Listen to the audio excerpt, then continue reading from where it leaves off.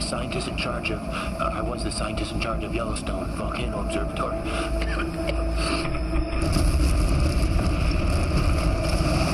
I'm not sure what day it is, and I'm not precisely sure if the eruption is over. I'm trapped here in some kind of military installation in some goddamn part of Colorado. We've got no food, and we've got no power, and the ashfall has contaminated the water supply.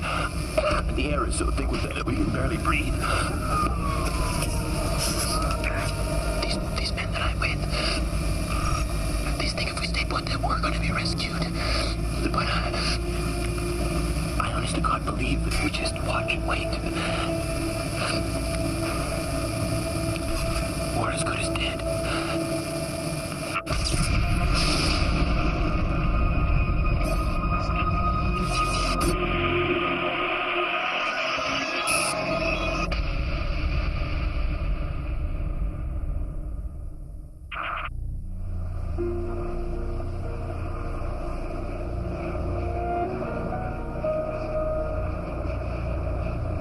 Before it all happened, many visitors to Yellowstone were blissfully unaware that it was volcanic. After all, where was the cone-shaped volcano, like Mount St. Helens or Vesuvius? They didn't realize that they were actually standing on top of it, that beneath their feet was one of the largest volcanoes in the world.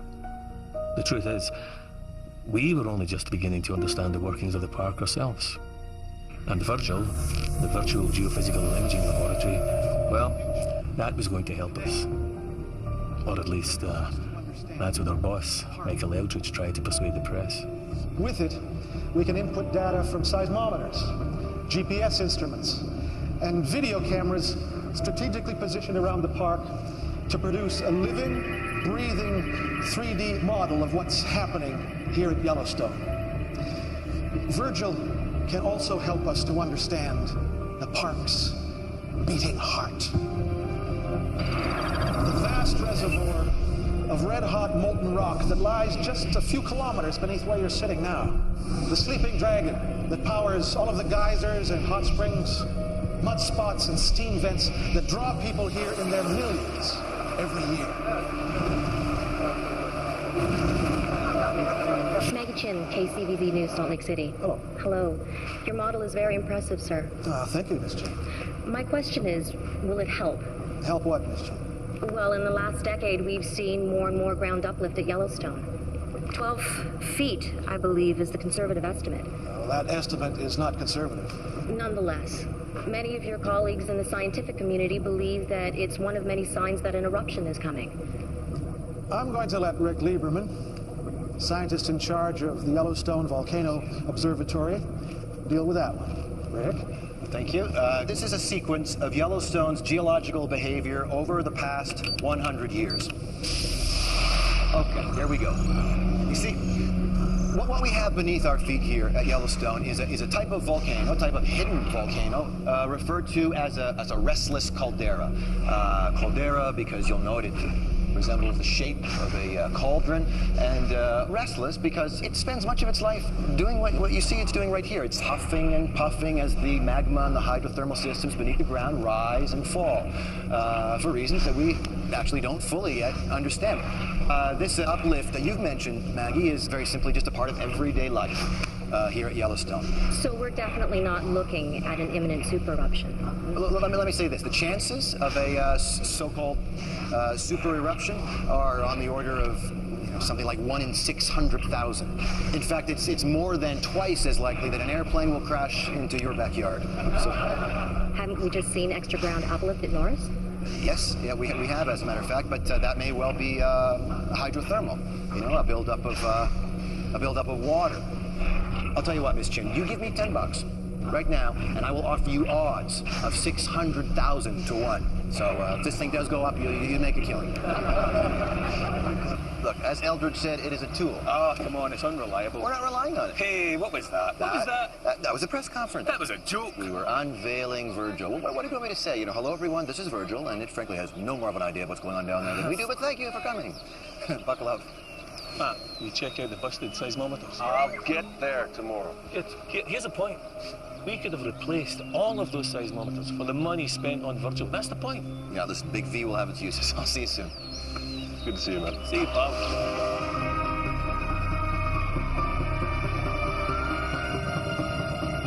Listen, I need the coordinates of the Taiwan quake. Yeah. Kaohsiung region. Yeah. Hey. 57. Yep. 33. Okay. This thing takes up far too much space, you know.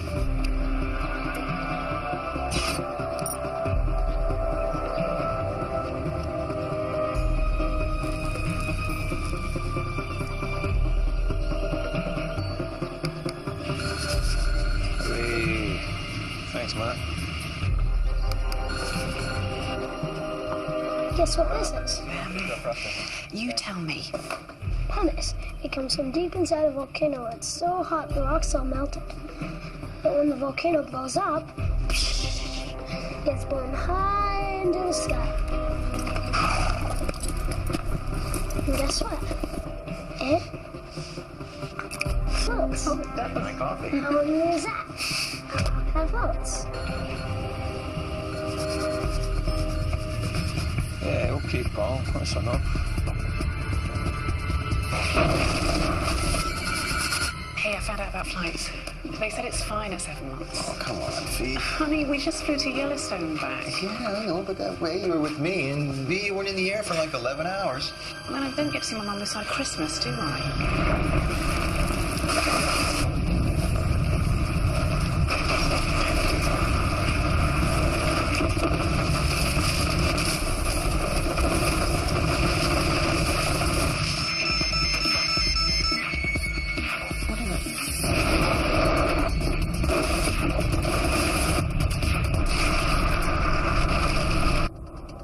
We got a quake.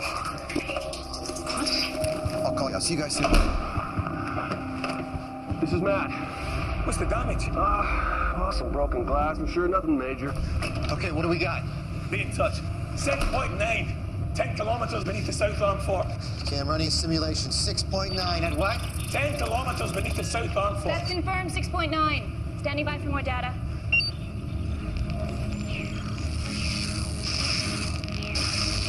Look at the webcam images of the fishing bridge area. Over, say the last 5 minutes. Whoa, go back.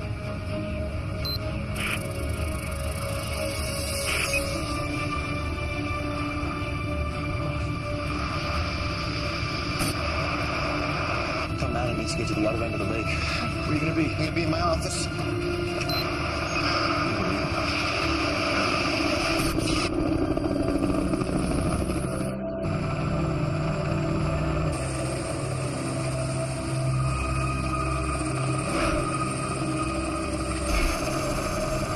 Fortunately, due to the remoteness of the area, damage was limited. But tragically, 9 bodies have been recovered so far. All from the fishing bridge area of the park.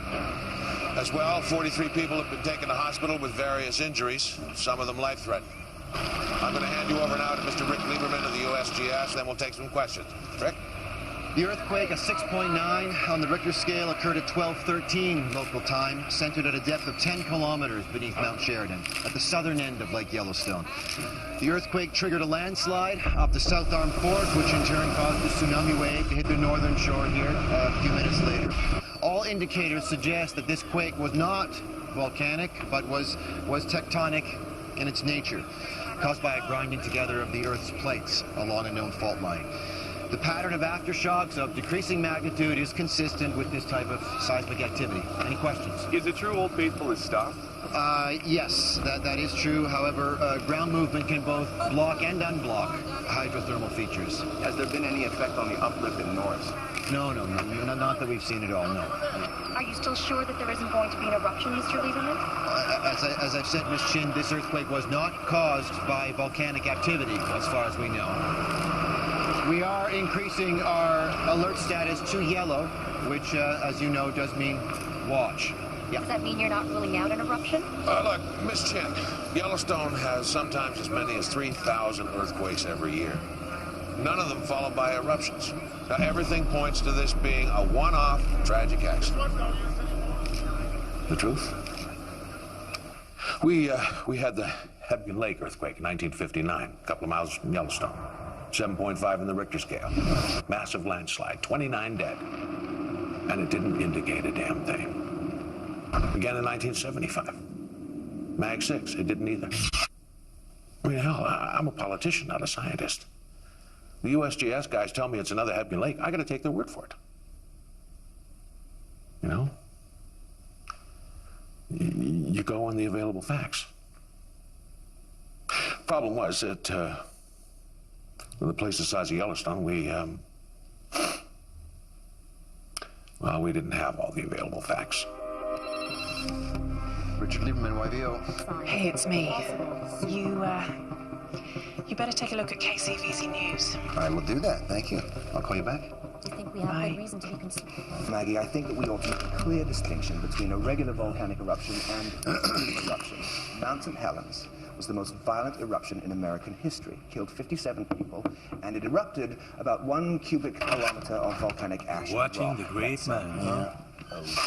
And let's say that this cube here represents the amount of volcanic material ejected by Mount St. Helens. Now, in volcanic terms, it's a tiddler. Krakatoa, Tiddler. the Indonesian volcano that erupted in 1883, was 17 times larger than Mount St. Helens, killed 36,000 people, and it's represented by this cube here. Finally, we have this. This is 2,500 times the size of Mount St. Helens. This is a supervolcano. This is currently sitting underneath the ground at Yellowstone Park. And when was the last time one of these super eruptions happened? About 74,000 years ago, in a place called Toba, on the other side of the world, Sumatra.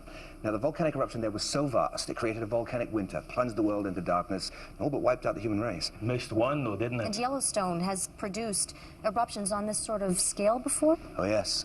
3 times in the last 2 million years. And you think that the activity that we're seeing there right now may indicate that it's about to happen for a 4th time? Oh, God. Yes, I do believe that these events are cyclical. 3 caldera-forming eruptions in the last 2.1 million years means, on average, 1 eruption every 600,000 years. And we haven't had an eruption like that at Yellowstone for 640,000 years now. In other words, we're overdue. No. Yes, I believe that. Jeez. I believe that the warning signs are there, if you care to read them. Thank you, Dr. Wiley. You are. Thank you, Dr. Wiley. God. I know he's your brother-in-law, Rick, but the guy's a total numpty.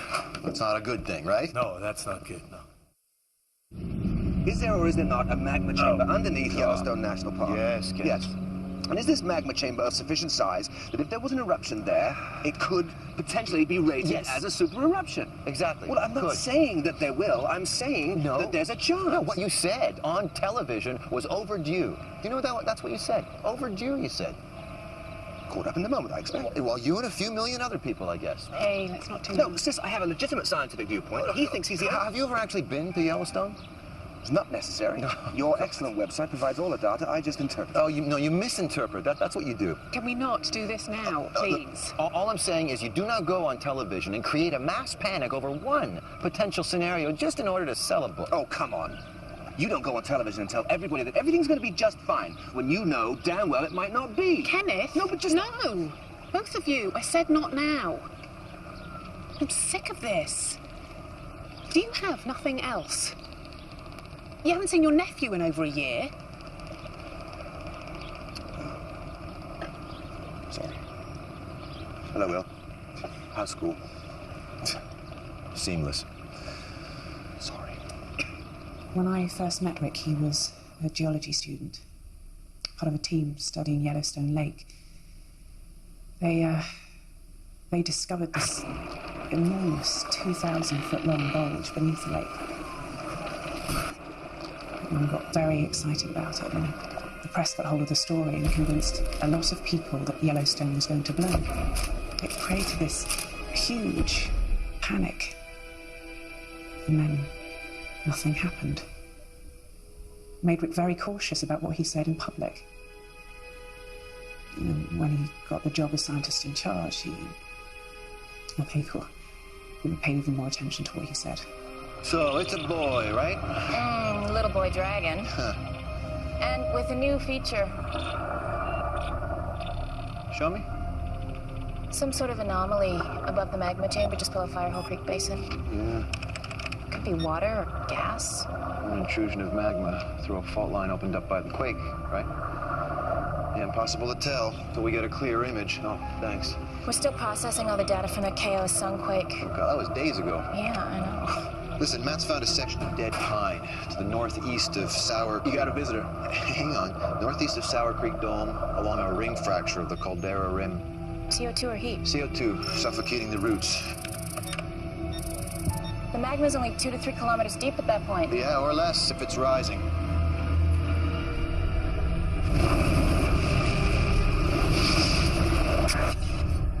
All right, so who is it? Wendy something from FEMA. Wendy Rice? The undersecretary in charge of the Federal Emergency Management Agency is here. You told her to wait in my office? You're fired, Dave. You can't fire me. Yeah, you're lucky that's true. I'm sorry. Ms. Rice. Hey, you've caught me off guard. It's all right. I'm Richard Lieberman. Yes, Rick, I recognize you from the television. Oh, Just call me Wendy. thanks. Well, sorry about the mess, Wendy. No problem. It's been a busy couple of days. Please sit down. Yeah, I'm just going to cut to the chase, Rick. I want to know if we should be worried about this.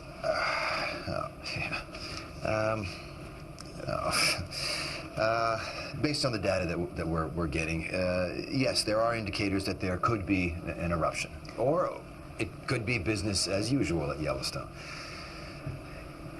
Now, if there is an eruption, then there is a good possibility that it's going to be a moderate one. This isn't enough, Rick. If there's even the slightest chance of this happening, I want to know what that means. I want to know what we can do about it. How much do you know about super eruptions? But super in front of eruption, I don't imagine it means better. Can I show you something? Please. Okay. See the magma chamber that sits underneath Yellowstone? Well, here. We think it's roughly the same dimensions as the Caldera Rim itself. We think it's around 40 kilometers wide by 80 kilometers long and around 8 kilometers deep. You think? Yeah, it's a very difficult thing to get a clear picture of. In fact, the only way to even attempt to see a magma chamber is, ironically enough, by relying on earthquakes. Have a seat, please. Thank you. It's called seismic tomography. What we do is we plant an array of seismographs throughout the park, and then when an earthquake occurs, the seismic shock waves from these events travel through the earth. Now, these waves move slightly slower through the molten rock than through the solid rock. So we can use these slight differences in arrival time here at the seismometers to begin to calculate and plot the rough dimensions of the chamber. It's kind of like sonar. And that tells you how much magma is down there. Well, what we're trying to determine essentially is the nature of this magma. Is it eruptible magma? Is it too viscous? Is it too sticky to go anywhere? Or is it molten enough? Is it liquid enough that it can escape? You know, we also want to know how it's situated in the chamber. Is it kind of spread out in individual pods or pockets throughout the chamber? Or, and this is what we don't want, is it accumulated in one place, sufficient enough that it could trigger a super eruption? Okay, let's talk worst case scenario. Okay, well, we have run some projections based on the first super eruption at Yellowstone 2.1 million years ago, essentially because this is the one we have the most data available on. Now, if the next one were to behave in a similar way, then we would be looking at between 2,000 and 3,000 cubic kilometers of rock, gas, and ash erupting across the United States in a pattern that looks like this. Zone 1 represents a 100-kilometer radius around Yellowstone. Basically, everything in this area would be completely wiped out by pyroclastic flows. That's the rock and ash that spills from the side of an eruptive column. That is a pyroclastic flow. These surges can travel up to 700 kilometers an hour. So, yeah, these journalists were very, very lucky. Now, out here in zones 2 and 3, virtually everyone and everything in these two areas will be trapped by extremely heavy ashfall. That's roughly 3 million people. Yeah.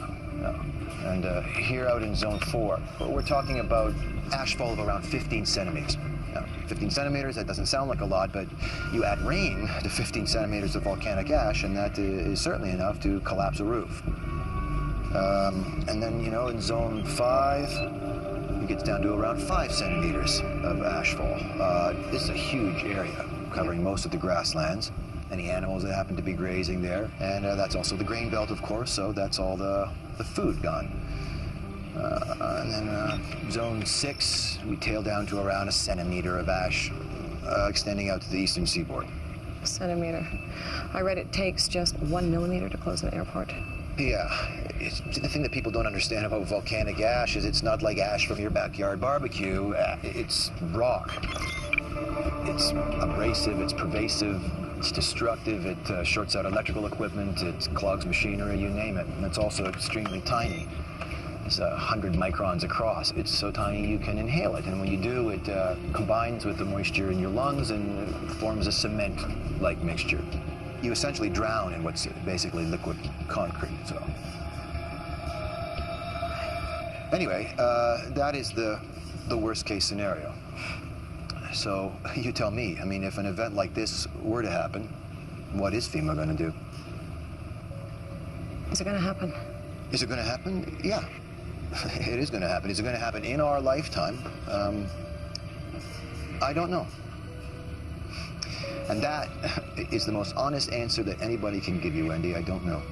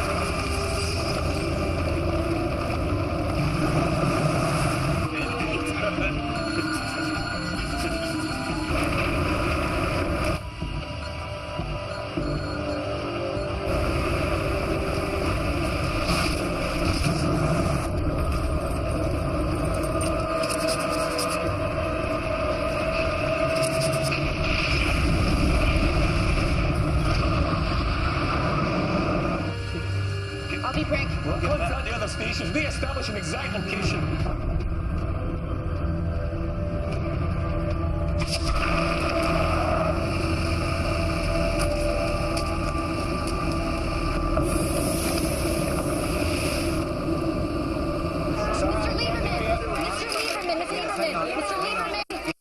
Denying the possibility of a super eruption.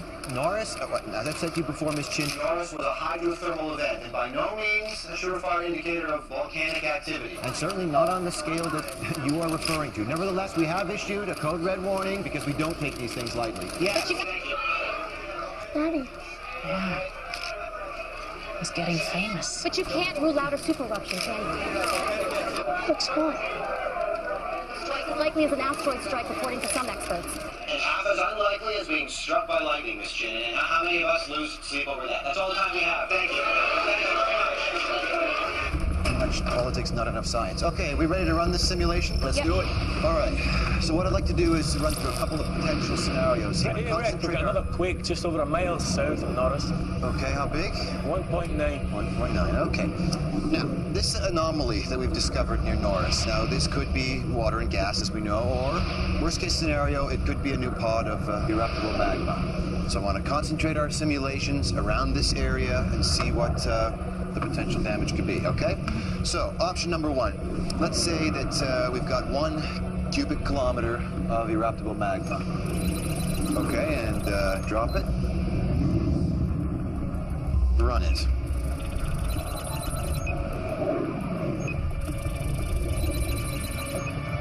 No eruption. Based on option 1, seems not. All right, then let's keep all the other parameters the same, but increase it by 5, so we'll make it 5 cubic kilometers.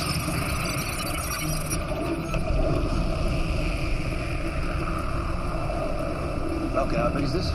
Moderate BEI2. BEI2 in duration? Over approximately 3 days. But that amount of magma, it could have been a lot bigger. Okay, let's increase it by another factor of 5 and make it 25 cubic kilometers. Okay. Whenever you're ready. BEI 5, Mount St. Helens size. Right. So 10 times more magma, 1,000 times more eruption. Potentially. Okay, so let's increase it by another factor of 5 and make it 125 cubic kilometers. This time, let's just run it this time just from the hydrothermal blast. Sure.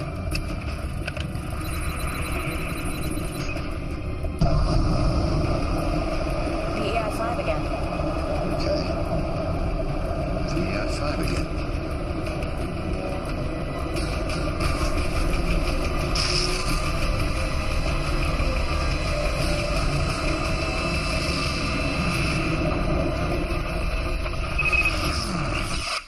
Whoa. What happened? Computer glitch? Okay, tell me what we just saw. All right, I'll say it. If we have a reservoir meltdown there that's larger than 125 cubic kilometers, then this model is telling us that even a moderate eruption near Norris could destabilize the rest of the chamber and trigger a... BEI 8. Super eruption. That's great. And if frogs had wings, then they wouldn't bump their little green arses hopping around, eh? If there was a pocket of melt over 125 cubic kilometers, then a possible eruption at Norris may trigger further eruptions, which maybe, just possibly, could register as VEI 8. Brilliant. Great. Jesus, you're letting yourself be spooked by a video game. Whoa. How close are we here from Norris? 25 kilometers as per handbook rules. Exciting, huh? Oh, yeah. Very exciting. With any luck, it'll erupt while we have such a good view.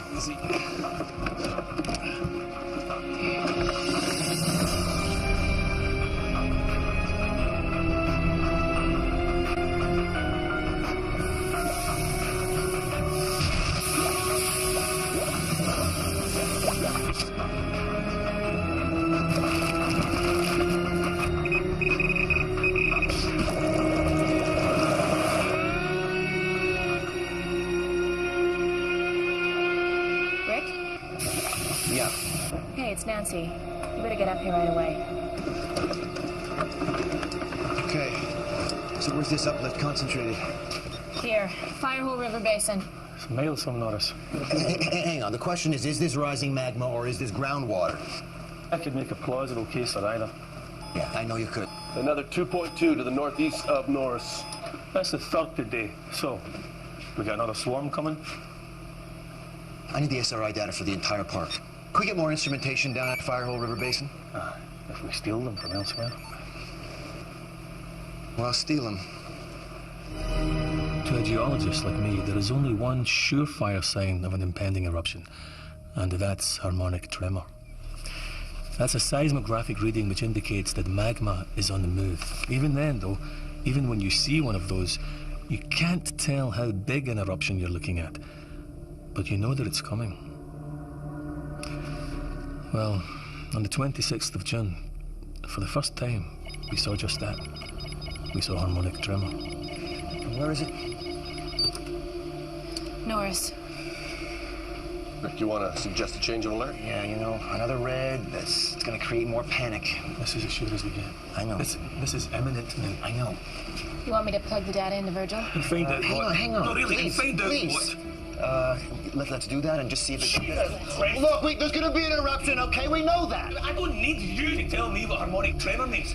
So no, you need to advise an upgrade to the alert status, and you need to let people know. Okay, so if I upgrade to a red, everyone's going to think that we've got a super eruption on our hands. I am not going to be held responsible for some kind of mass panic. Oh, wait a minute, it is our responsibility.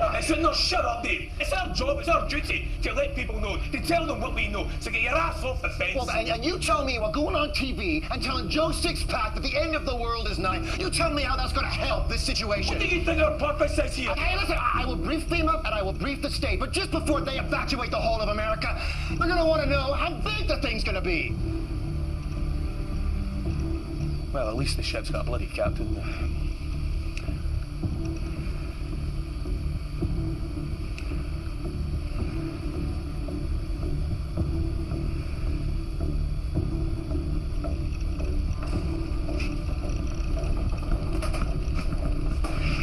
Guys.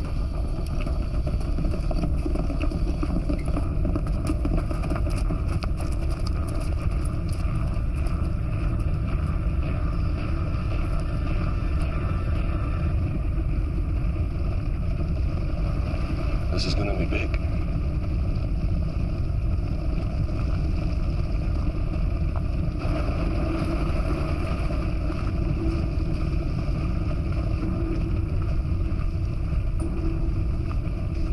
What is going on? Nothing is going on. What Come on. What, no mention of it for weeks, and all of a sudden we're going to England. Not like that. I'm not supposed to be suspicious. Look, you said that you wanted to go and see your mom, Oh, Jesus, right? Rick, just be honest with me. I'm being honest Are with you? you, yes. This is going to be a big eruption. You've got to come with us. It's going to be exactly what I said that it's going to be. You know, this little girl may never meet her father because of the decision you're making right now.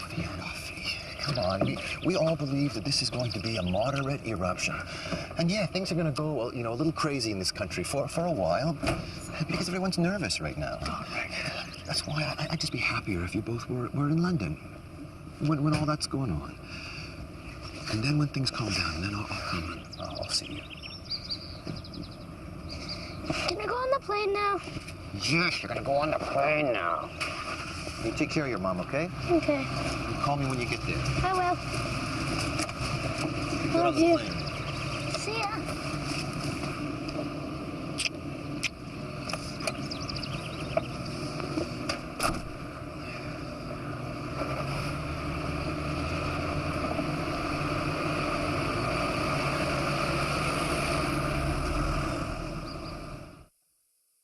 I'm going to refer you to our San Francisco FEMA office, and I want you to talk to Lisa Cochran. She'll be the one to direct any activity at that point. Okay. One moment. Bring the center screen volume up. A leaked email seen by KZVZ confirms that the U.S. Geological Survey expects an eruption anytime soon, possibly within hours, and possibly with devastating consequences for America and the world. Oh, God. I'm Maggie Chin with KZVZ News, reporting to you live from Yellowstone National Park.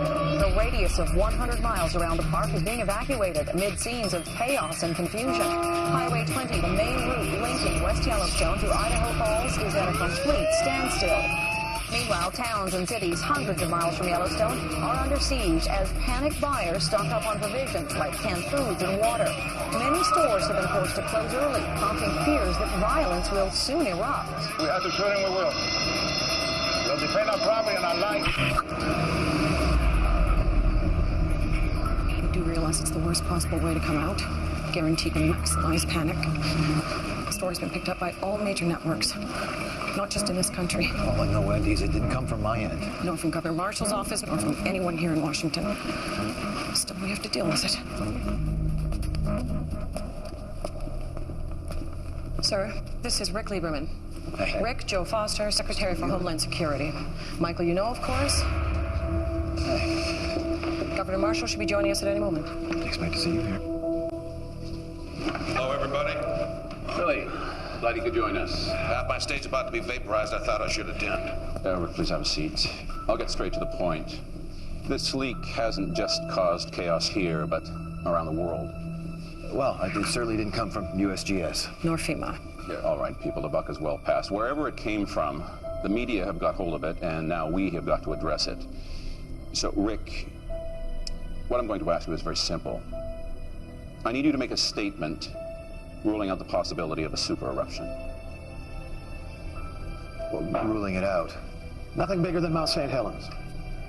People would accept that, and it's what the evidence suggests. I can't. I beg your pardon? Well, I'm sorry, I can't say that. Why the hell not? Because our computer model now suggests that even a small eruption could destabilize the magma chamber and trigger a super eruption. Rick, I understand that, but you're talking remote possibility. No, I'm talking about... What I am talking about are hard facts. Fact one, there are food riots. People are fighting each other to leave the country. Fact two, the dollar is on its knees. Wall Street has crashed. Your country is going down the toilet, and you're telling me you're not prepared to make a statement to help stop that? Please, with all due respect, sir... Governor Marshall? Rick, every highway, every interstate in Montana, Wyoming, Utah, Nebraska, the Dakotas, Iowa, and Nevada is turning into a damn parking lot. Everybody's trying to get the hell away from Yellowstone. Nothing's even happened yet. Yet. But the point is, Rick, even if the worst does happen, with clogging up the roads, screwing up the airlines, it's not going to do any of us Wendy, any good. I appreciate that, Wendy, I do. But until I have something definitive, please don't make me make statements that are contrary to... You know as well as I do that harmonic tremor can stop as well as start. Mike. It's your responsibility. My responsibility is to tell the public and the landholders what is happening at Yellowstone. You know that. You used to know that. Actually, Rick, as a federal employee, your responsibility is what's best for the country. Now, you have evidence of an eruption, but, and I've heard you say this yourself again and again, chances of a super eruption are virtually zero. No, you are right, but Then I really don't see what the problem is here.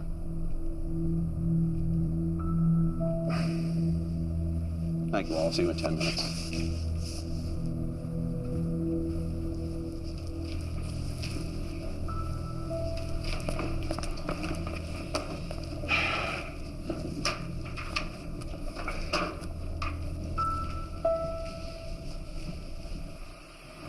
Well, tremor's strong and constant. I'm plugging the coordinates into the seismic image. Should give us a clearer idea where the magma is. Good. You got everything you need, Dave? I think so. Right, enough to get me going until you guys join me tomorrow. Oh, you'll be out here first thing. All right, don't leave it too long. Don't worry. Okay. You out of here? I'm out of here. See you tomorrow. Take care, man. Ladies and gentlemen, as you know, Rick's on TV. America and the world has been watching with growing anxiety the developing situation at Yellowstone National Park.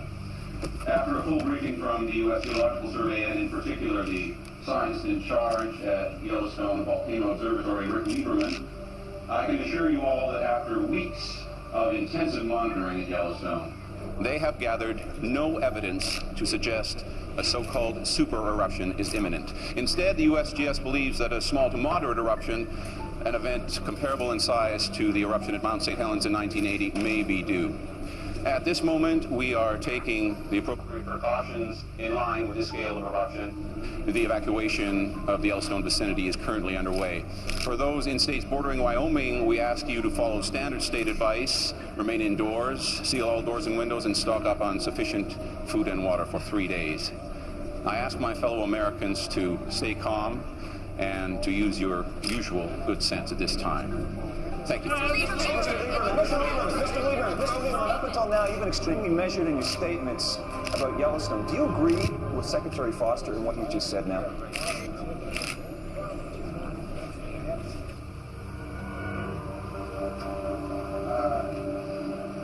Yes, I do. Thank you. What?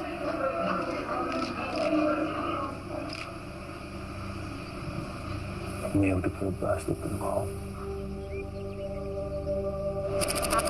Flight HA356 to San Francisco. Hi. Towards the rear of the plane, left-hand side. Boarding pass, please. To left-hand side, sir, towards the rear of the plane. Okay, thank you. Hi. You sitting up here? Hello there. No, I'm back there. Important business in Washington, and USGS has you sitting in the back of the plane. I recommend a sweet publishing deal with a TV star like you. Yeah. Oh, yeah. I take it you had a gun to your head this afternoon? Yeah. You could say that. Fiona and William? Oh, they're on a plane to London. Oh, see ya.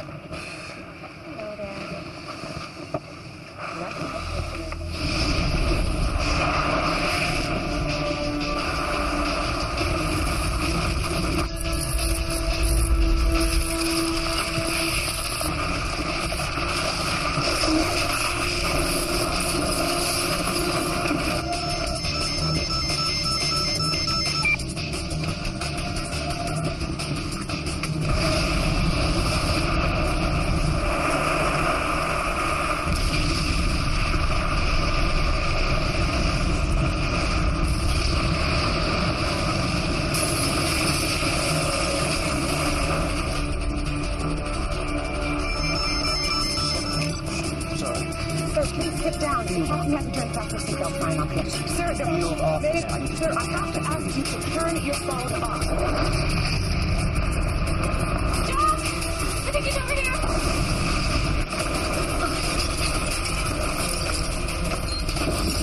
Don't touch my arm!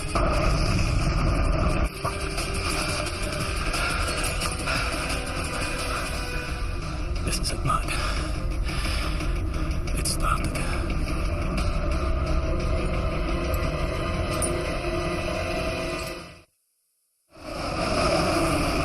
Turn your phone off. My name is Richard Lieberman. I'm the scientist in charge of Yellowstone Volcano Observatory. I'm receiving news of an emergency here that could affect the flight path and safety of this aircraft. Oh my God, has something happened? I need to speak to the captain, please. Okay.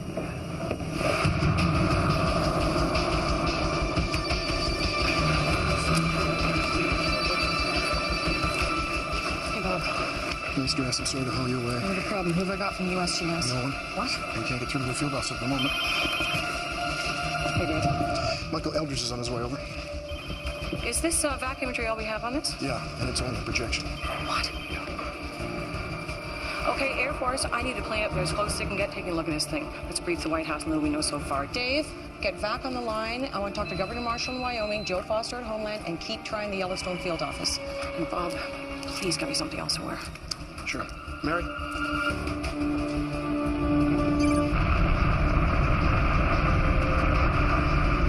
got the chopper.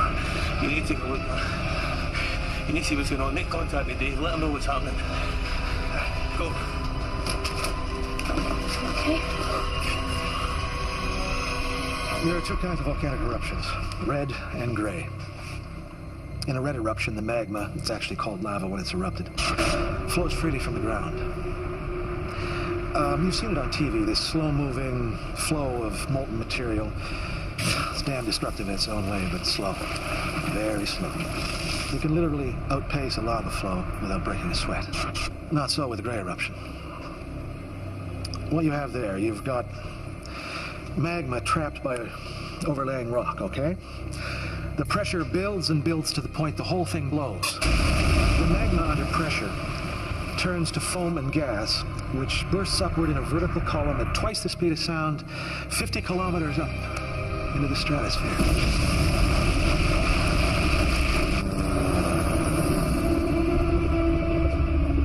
Dave, come in, Dave. This is Matt.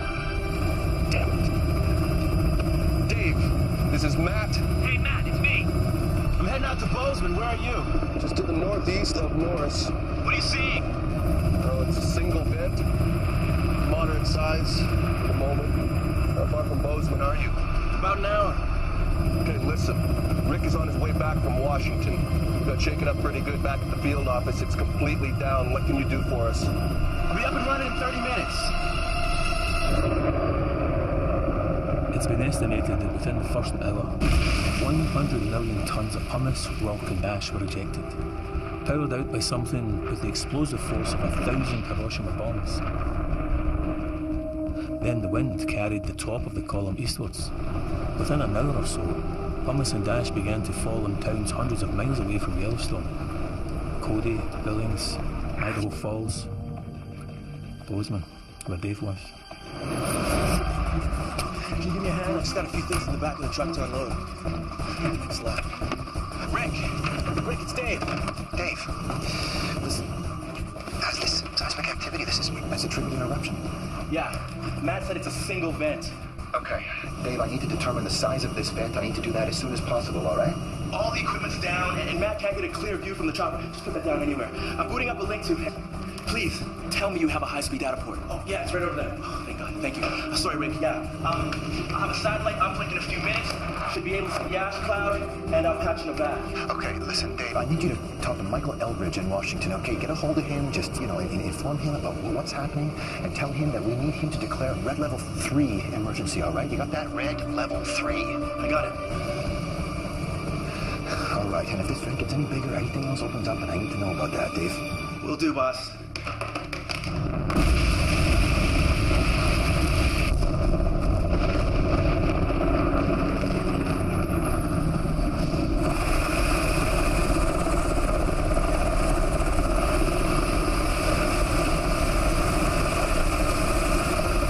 I'm completely stand there! We need to get out of here fast! Nancy, on the chopper, go! Me, why? Because I say so, go! No, you heard that! We'll take it back, you go! You go, you need a doctor! I say, master, I say!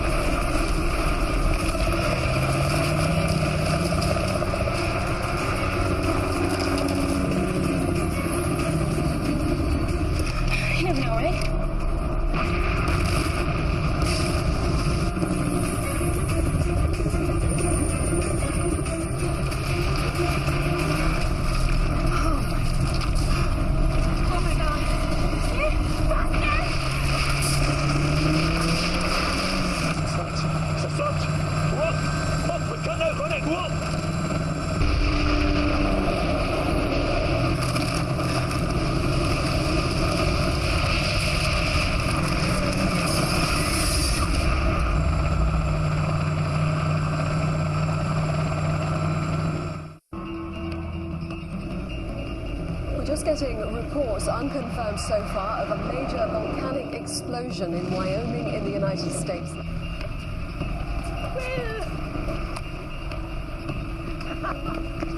Early reports from Wyoming say the eruption has killed literally thousands of people.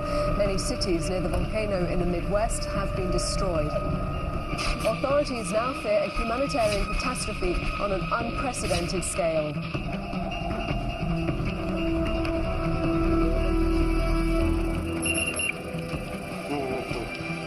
Boise, Idaho's reporting a citywide blackout. I'm getting reports of rolling blackouts west of Yellowstone. Ash, fall on power and relay stations. Okay, tell our FEMA offices in Montana, Nebraska, Utah, and the Dakotas to shut down their power grids and switch to backup generators as of now, and make sure those generators are protected against the ash. I'd also advise them to shut down all air conditioning units. The ash will get everywhere. Okay. All federal buildings need to seal up and start recycling their clear air.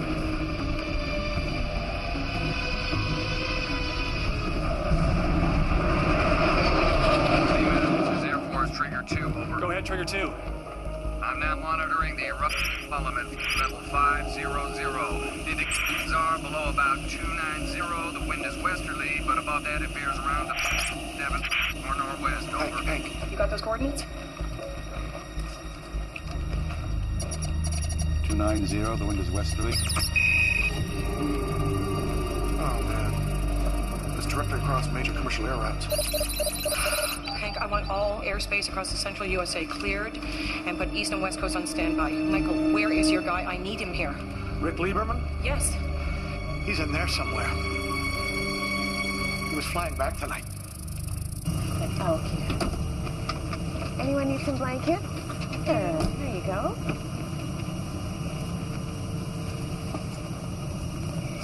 So, it's a single vent. Single vent. Yeah. So Mount St. Helens, then? Yeah, like you said. Yeah.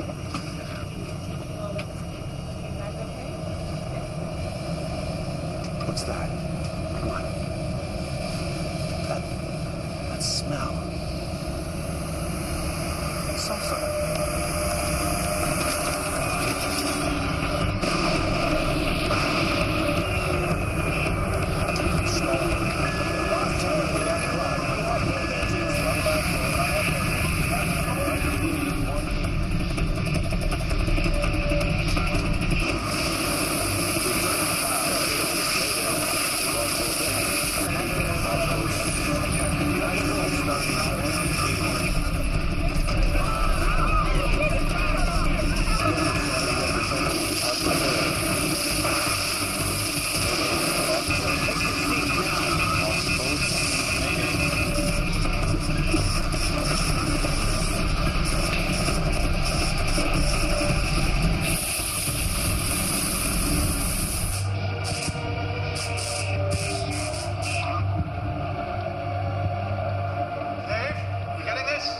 Yeah, I got it.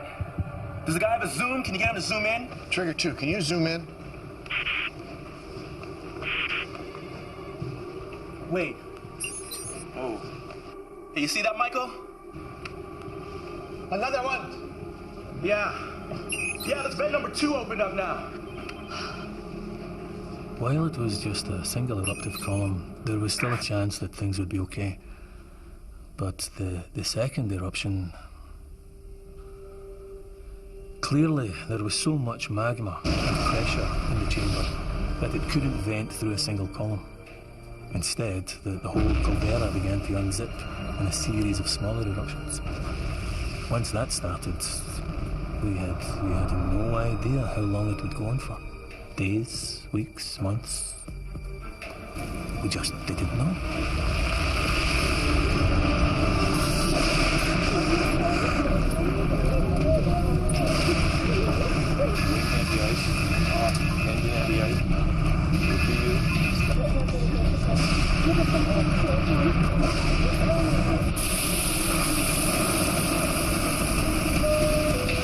Ladies and gentlemen, this is Captain Frank.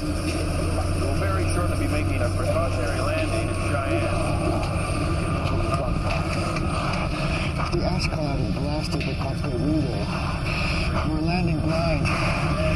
Off the back of the seat in front of you, clasp your hands under your knees.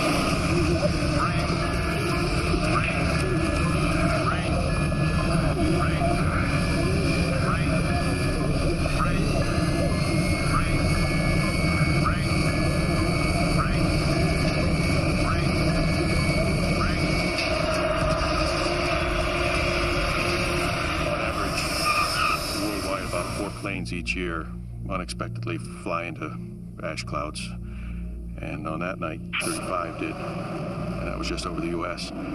Flying into one of these ash clouds is worse than getting a dump truck full of sand thrown into your engines, because volcanic ash, it's rock. The ash melts over fuel nozzles, turbine, various engine parts. The really amazing thing is how often the engines survive and restart once you get back into clean air. So we were among the lucky ones. We got down in one piece. And by the time we did get down, no one else was taking off anywhere.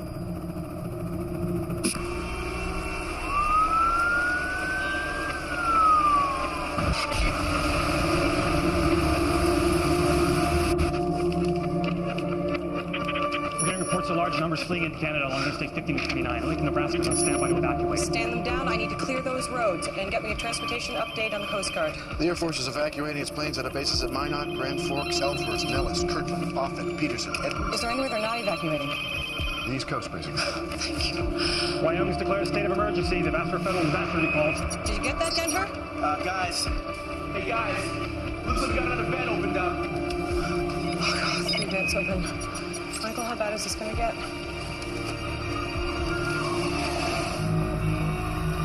Find military installations. Hang on. Okay. There's a military installation about 4 clicks this way. They might have a comm links to FEMA. We're not gonna walk. We can't stay here, Ken. Lock the trunk. No, Rick, for God's sake, Rick, it's volcanic ash. We can't go out in it. When Vesuvius erupted, the people of Pompeii stayed in their houses. How do we know that, Ken? It was preserved in volcanic ash. Right. We'd already seen from previous eruptions, Mount St. Helens, Montserrat, Pinatubo, we'd already seen that the terrible damage that even small amounts of volcanic ash can do. If it gets in your eyes, it can blind you. When it's breathed in, it will mix with the moisture in your lungs to form a suffocating cement. It's also unbelievably dense. Just 20 centimetres can collapse a roof, half that amount if the ash gets wet. Only people living within a 100-kilometre radius of Yellowstone had been evacuated. Everyone else, caught under the ash cloud, was in serious danger. Dave, are you getting this? Yeah, I'm seeing it. 2 more vents makes 5. I'd say the caldera is definitely opening up. What do you think, Michael? I concur with that.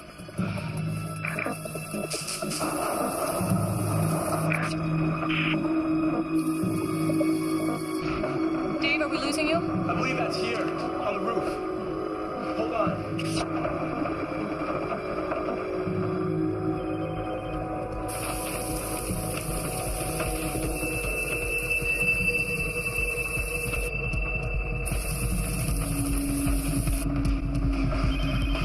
coming down hard. Dave, you gotta get out of there now. What? Go where? Well, you got a secret highway no one knows about? What about the people in the motel?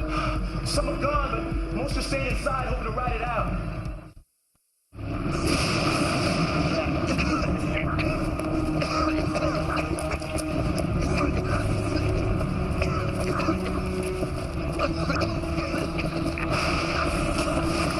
Hello, is anybody there?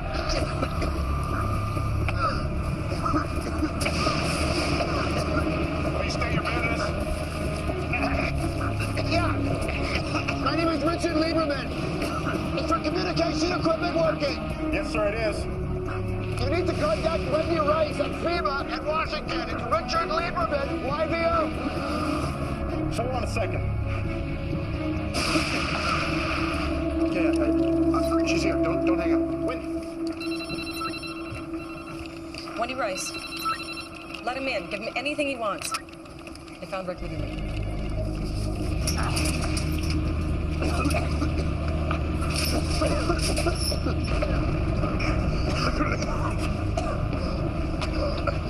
I'm Sergeant Jeffrey Johnson. Hope you guys understand the precautions. Thanks, guys. Thank you for letting us in. There's water downstairs. Thank you. After you guys.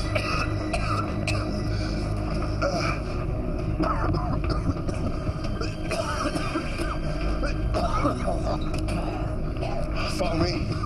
What is this place? It's an old Cold War bunker, sometimes used as a relay station for NORAD. Are you based here? No, sir, I just service the equipment. I tour all these sites, spend 2-3 days in each one. You've got food and water? For 5 days, for one man.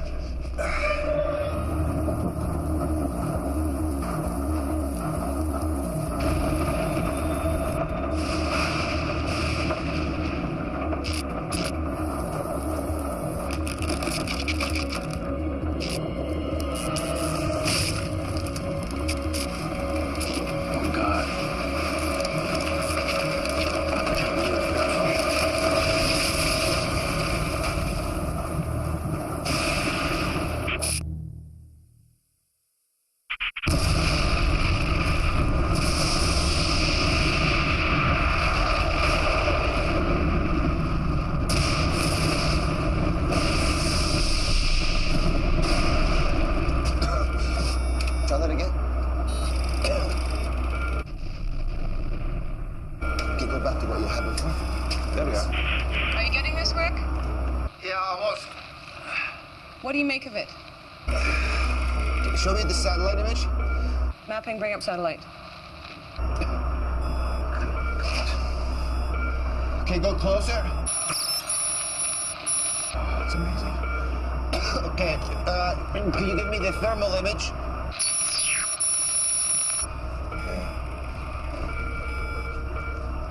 Hey, Wiley, what's he doing? Gauging how big the eruption is. Trying to figure out how long it'll last. Well? Looks to me as if the various vents are beginning to define the rim of the new caldera. So I suspect that eventually they'll all merge to unzip themselves into a single massive vent. Rick, can you give me any idea of how long this eruption will last? Well, this looks about half as big again as the previous caldera, so I think you're looking at something 60 kilometers by 90 kilometers. I mean, we are looking at an event on the scale of the Huckleberry Ridge eruption. It was the first at Yellowstone, and the biggest. And? And if that ejected 2,500 cubic kilometers of material, then we have to make some kind of estimate for the rate of ejection, and then you do the math, and you've got your duration. Give me a figure, Rick. Say that again? A figure. Give me a figure. What, you want me to guesstimate? Yes. We're looking at a duration of between 5 and 9 days. But it doesn't matter how long it lasts, Wendy. Make no mistake, we are looking at a VEI here. There's no question anymore. What happened? Lost the link. Let's get that signal back. VEI-8, Michael. Super eruption. Yeah, the worst case scenario. No, it isn't. John Galvin, he was at the field office when they The erupted. worst case scenario isn't a super eruption.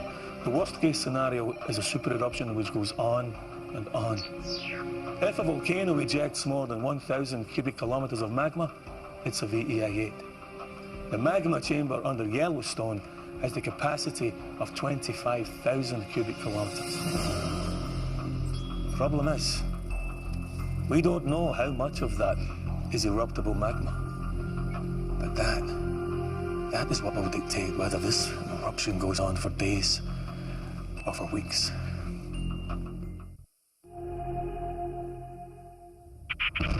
By day 3, the volcano showed no signs of slowing.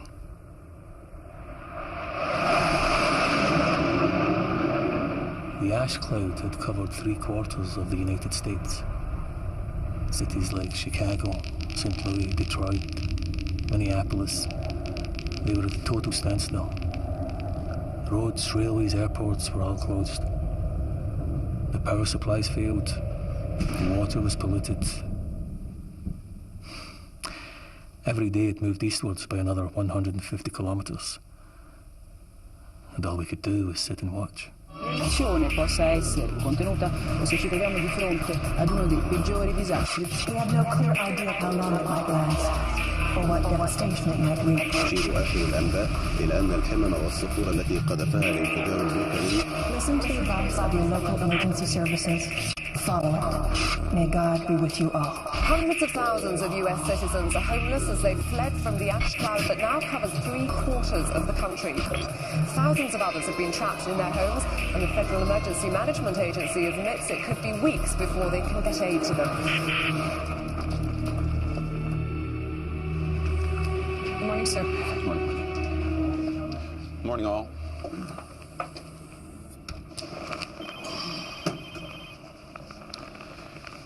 One hour ago, Air Force One took off from Andrews en route to a military bunker in Florida. That information does not leave this room. You can't run a country under several feet of volcanic ash, but some sections of the media will still say she's running away. Now, can we get to business? Wendy, how many people in the fallout zones? About 25 million. Casualty estimates so far? In the immediate zone, 90%, excluding those that got out early. In Zone 2, we estimate 10% mortality. That's approximately 35,000 people. Zone 3, 5% mortality. That's 122,000 people. Zone 4, 3% mortality, 85,000 people. Zone 5, estimate 1% mortality, 220,000 people. Total estimated deaths for the first week, 462,000. And that's assuming Zone 1 is clear. These are all from the ash? Mainly. Either directly from ash inhalation or indirectly from roof and building collapse, power failures, especially in the hospitals, ash-related accidents. Sir, standard advice to people was that they store enough food and water for only 3 days. Today is day 3. Then what are we going to do? Oh, excuse me? Wendy Rice. Well, even when it ends, we won't be able to fly for weeks with the ash still blowing around. So what are we actually talking about? You find a way. You don't just write off 25 million people. Good. Put him through. We've got Rick Lieberman here.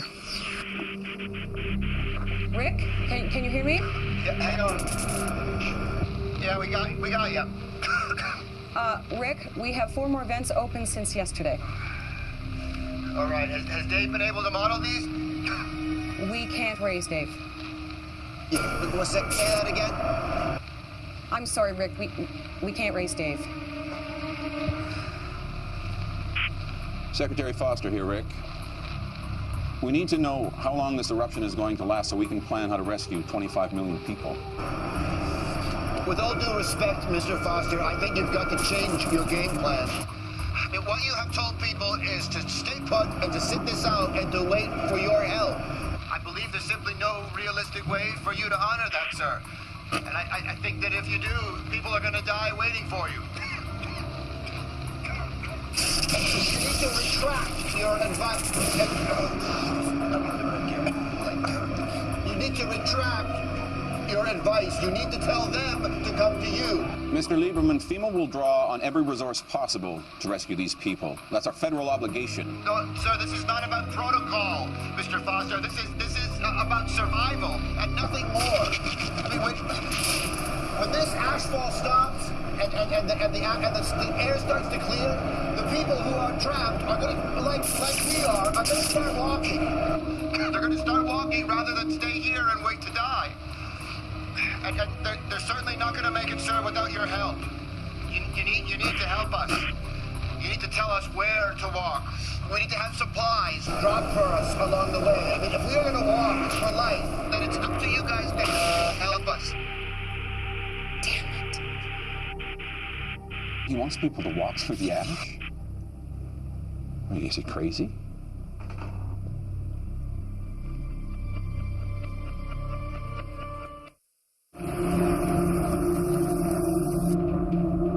I just keep thinking, could I have done something different?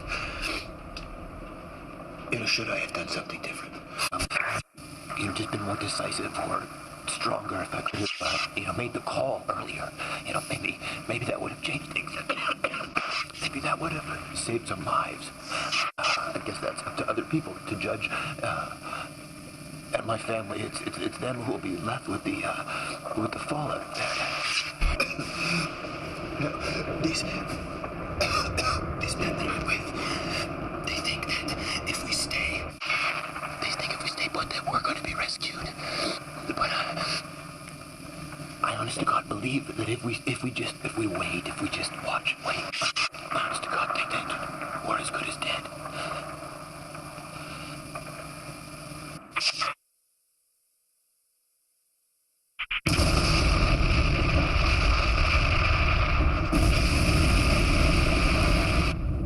By day 5, over 2,000 cubic kilometers of ash and pumice had been dumped across the United States. 2,500 times more than the fallout from Mount St. Helens. But that was only about 10% of what was in the magma chamber. How much more would come out depended on how much more eruptible magma was down there. The country was already on its knees. Thousands of people dead, millions of others homeless. If it didn't stop soon, well, let's just say we were running out of options. We have just received reports that Mexican authorities closed the border 4 hours ago. According to aid workers in the area, 3 million people have now gathered at the Mexican border, many of them without shelter, food, or money. Maggie Chin, KCBC News. They closed the border? To U.S. citizens, yes. That's totally unacceptable. They're condemning people to death. The Mexicans say they can't cope with the numbers. Well, we're going to have to kick some ass. Well, I think the president might feel that right now is a bad time to invade Mexico, Bob. Can we move on? Yes, sir. All right, our best case scenario is if the eruption stops in 2 days. If that's the case, access to zones 1 and 2 won't be possible until at least 3 to 4 weeks after that. So it's unlikely we'll find any survivors. We can start supply drops into zones 3 through 5 about 2 weeks after the eruption ends if the weather is with us. But it's going to have to be piecemeal, depending on whether the satellite can find clean skies for the aircraft. That's too long. What about Rick's walk to life? We can't advise people to walk through the ash. It's just too dangerous. So are we asking people just to sit there and starve to death? There are hundreds of thousands, maybe millions of people stumbling around out there, looking for help.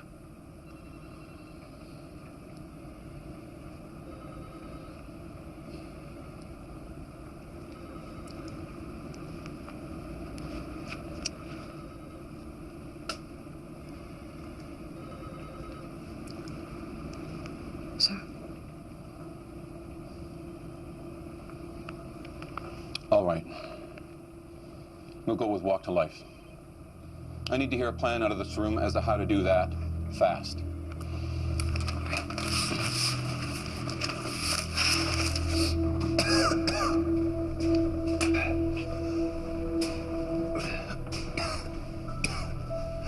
Well, still raining. Ash? Save the battery. We're gonna need it outside.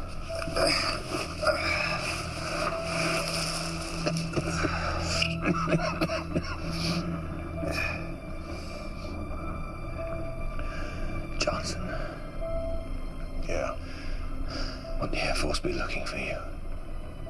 For me? Yeah, you know. But you've no man behind and all that. That's the Rangers. So the Air Force does leave men behind? I guess. I should have joined the Rangers. Cheyenne's our best bet. We should head there. FEMA. FEMA knows we're here. They'll send somebody. Kenny, FEMA's got 25 million people to save. By the time they find us, we'll have starved to death. Not if we hate Johnson. Try it, man. Definitely a book in this when we get out. Oh, I don't know. One doesn't like to say I told you so.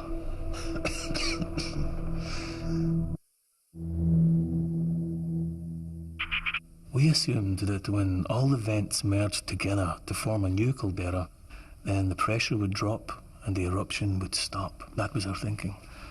Then, on day 7, our seismographs began to pick up massive quakes, and we realized that the ground within the new caldera rim was beginning to collapse into the empty space left by the ejected magma.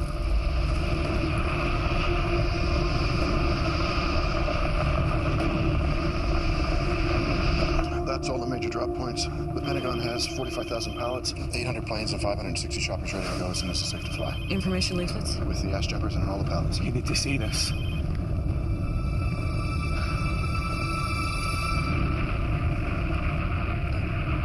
Does this mean... This means that the pressure holding the eruption column in the air is beginning to drop. It's a good thing. It's a good thing. And now to the news that America has been waiting for. The end of the super volcanic eruption at Yellowstone National Park.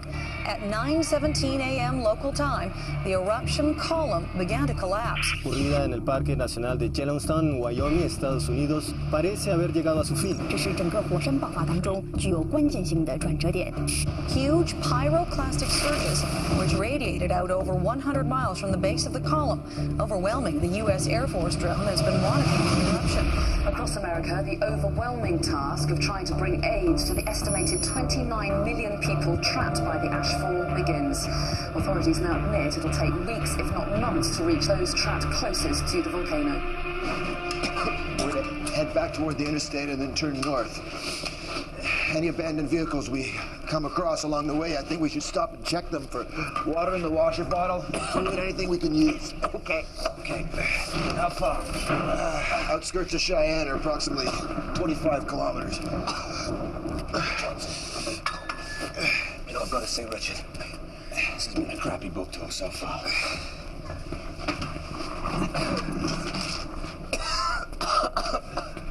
Flashlight.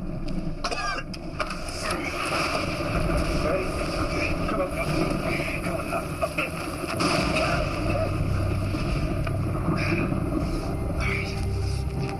All right. Okay.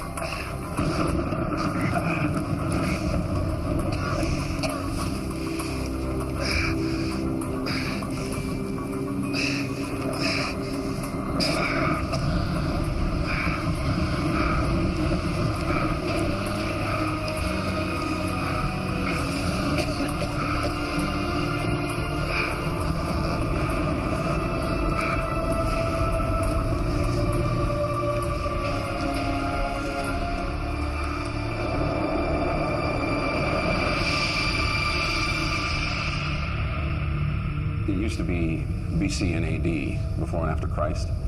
Well, now it's BY and AY, before and after Yellowstone. Before and after the world changed out of all recognition. Suddenly, utterly irrevocably.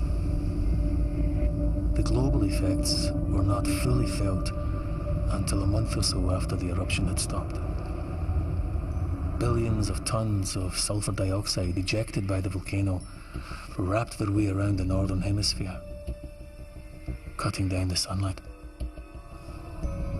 Within weeks, temperatures started to plummet, as much as 20 degrees in some places. Then the aerosols jumped to the equator and started to cool the southern hemisphere. The monsoon failed, adding drought to the bitter cold. Climatologists say it will start getting better in a few years. But let's just say, I don't think I'll live to see another tan.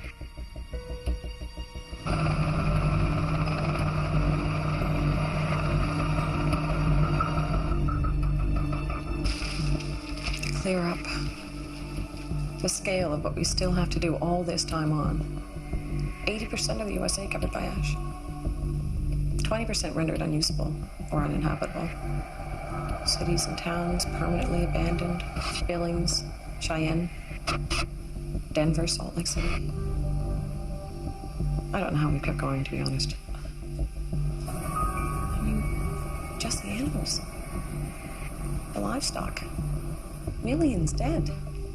Rotted where they fell. And the people.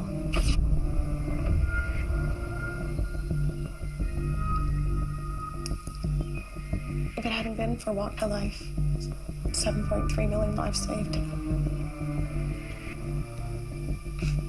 That was an achievement. And it was Rick's achievement.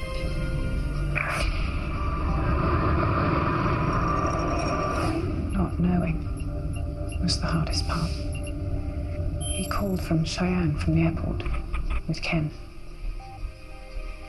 And then I didn't hear anything.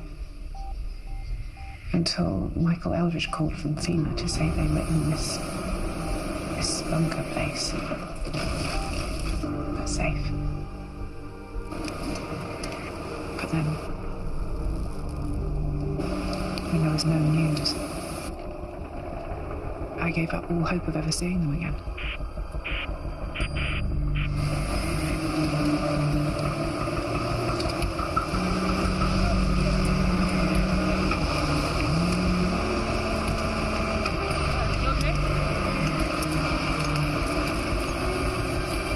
Sir, I believe this is yours.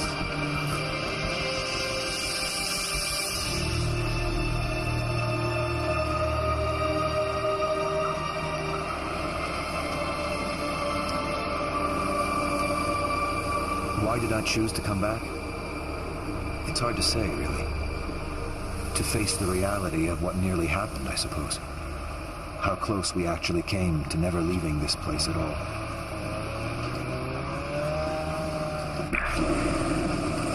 We were picked up in Cheyenne. And when the ash finally stopped falling, we were transported to Denver, where we waited with thousands of others for our turn to be rescued. It would be 3 months until the transatlantic routes opened up again, and I made it back to my family in England. But I soon realized I couldn't stay there. Not until I'd seen for myself what had happened to Yellowstone. The place I'd spent my whole life trying to understand.